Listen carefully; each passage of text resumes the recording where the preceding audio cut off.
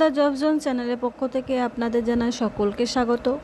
প্রতিদিন নিয়মিত জব সংক্রান্ত আপডেট পেতে আমার চ্যানেলটিকে সাবস্ক্রাইব করুন এবং পাশে থাকা বেল আইকনটিকে প্রেস করুন। আবারও কেন্দ্রীয় সরকারের তরফ থেকে একটা বিরাট নিয়োগ, HCM और ASI। HCM অর্থাৎ head constable ministry and SI assistant sub inspector. যারা দীর্ঘদিন ধরে এসব পদের জন্য ওয়েট করে বসে আছেন, ভিডিওটি তাদের জন্য, তাই দয়া করে স্কিপ না করে ভিডিওটি শেষ পর্যন্ত শুনতে থাকুন। তো চলুন শুরু করা যাক। অ্যাসিস্ট্যান্ট সাব ইন্সপেক্টর পদ হলো স্টেনোগ্রাফার, যেটা আপনার স্টেনোগ্রাফার পদে নিয়োগ করা হবে, যেটা অফিসারের PA হতে পারে। সেসব পদের জন্য ASI নিচ্ছে। আর 1526টি ক্লার্ক পোস্টের জন্য এটি ভ্যাকান্সি বেরিয়েছে, যেটা কনস্টেবলের থেকেও একটা বড় পদ। অ্যাপ্লিকেশান স্টার্ট হচ্ছে 9 জুন থেকে, আর লাস্ট ডেট জুলাই মাসের 8 তারিখ। অ্যাপ্লিকেশান ফিস 100 টাকা। মেল ফিমেলের জন্য কোনো আলাদা করে ভ্যাকান্সি নেই, সুতরাং একই মেরিটের বিশেষে এক্সাম হবে।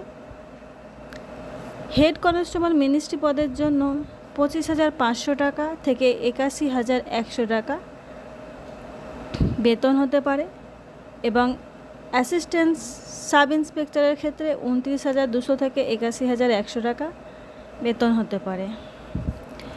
আর আপনারা যদি আবেদন করতে চান তাহলে BSFের এই ওয়েবসাইটে ঢুকে পড়লেই আপনারা আবেদন করতে পারবেন। আবেদনের জন্য 3টি স্টেপ ফলো করা হবে। একটা হলো ফার্স্ট স্টেপ, যেটা OTR, সেখানে আপনি OTR পাবেন।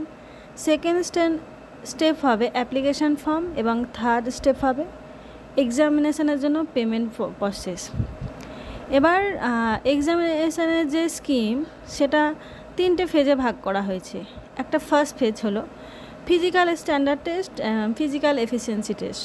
প্রথমে আপনাকে PST অ্যান্ড PET টেস্টের নেওয়া হবে। যদি আপনি সেখানে উত্তীর্ণ হন তাহলে সেকেন্ড আপনাকে কম্পিউটার বেসড টেস্টের জন্য ডাকা হবে। আর এই কম্পিউটার বেসড টেস্ট পার মিনিটে 35টি হিন্দির জন্য, এবং ইংলিশের জন্য পার মিনিটে 30টি করে।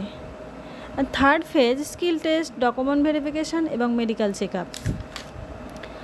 আর এরপরেও যদি আপনি এগুলো থেকে পুরোপুরি হন, তার জন্য আপনাকে রিটেন নেওয়া হবে। কোশ্চেন হবে ইংলিশ এবং হিন্দি পেপারের মধ্যে। বয়স হতে হবে 1/8/21, অর্থাৎ আগস্টের 1 তারিখ থেকে আপনার বয়স হতে হবে 18 থেকে 25 বছর। এছাড়া SC STদের জন্য 5 বছর এবং OBCদের জন্য 3 বছর রিল্যাক্সেশন দেওয়া হবে। কোয়ালিফিকেশান ইন্টারমিডিয়েট, অর্থাৎ উচ্চ মাধ্যমিক পাশ করলে আপনি আবেদন করতে পারেন। এর পরবর্তীতে কিছু জানার থাকলে আমার চ্যানেলটিকে সাবস্ক্রাইব করতে থাকুন। দেখা হবে পরের ভিডিওতে। ধন্যবাদ।